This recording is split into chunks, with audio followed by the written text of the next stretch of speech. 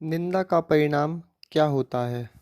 दोस्तों, अक्सर हम दूसरे की निंदा करने में आनंद लेते हैं, लेकिन ऐसा करके हम जाने अनजाने में पाप के भागीदार बन जाते हैं, जिसका फल हमें भुगतना ही पड़ता है।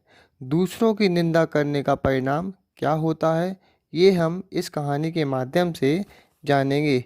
दोस्तों, एक समय की बात है जब एक नगर में राजा ने ब्राह्मण भोज आयोजन किया गया था। उसी समय एक गिद्ध अपने पंजे में एक जिंदा सांप को लेकर राजा के महल के ऊपर से गुजर रहा था।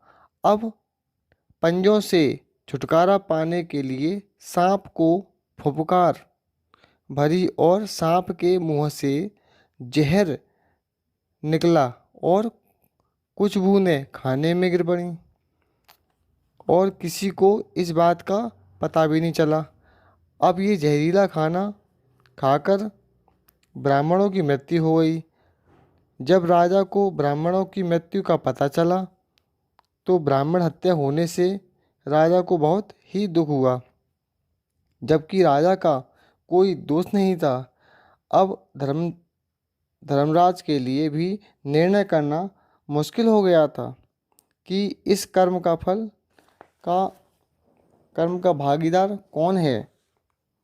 राजा, जिसको पता ही नहीं था कि खाना जहरीला हो गया है, राजा तो ब्राह्मणों की सेवा कर रहा था। दूसरा रसोइया जो महाप्रसाद बना रहा था, या गिद्ध, या फिर वह सांप जिसने अपनी आत्मरक्षा के में जहर खाया। अब थोड़ी ही देर में कुछ और ब्राह्मण मदद के लिए राजा से मिलने नगर में आए, क्योंकि राजा बड़ा दयालु था और सबकी मदद भी करता था। वह ब्राह्मण ने एक व्यक्ति से राजा के महल का रास्ता पूछा। उस व्यक्ति ने ब्राह्मण को रास्ता बताते हुए कहा कि हे ब्राह्मण, ध्यान रखना, वह राजा आप जैसे ब्राह्मणों को खाना में जहर देकर मार देता है। जैसे ही उस व्यक्ति ने ये शब्द कहे, उसी समय धर्मराज ने निर्णय ले लिया कि उन मृत ब्राह्मणों की मृत्यु के पाप का फल इस व्यक्ति के खाते में जाएगा और इसे उस पाप का फल भुगतना पड़ेगा।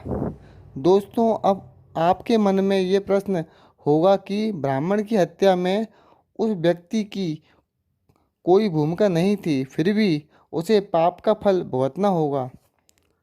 उसका जवाब यह है कि जब कोई व्यक्ति पाप करता है तब उसे बड़ा आनंद मिलता है, पर उन ब्राह्मणों की हत्या से न तो राजा को, रसोइये को, न गिद्ध को और न ही सांप को आनंद आया। ये सभी तो इस अपराध से अनजान थे, लेकिन महापाप की इस दुर्घटना का इस व्यक्ति ने जोर शोर से बयान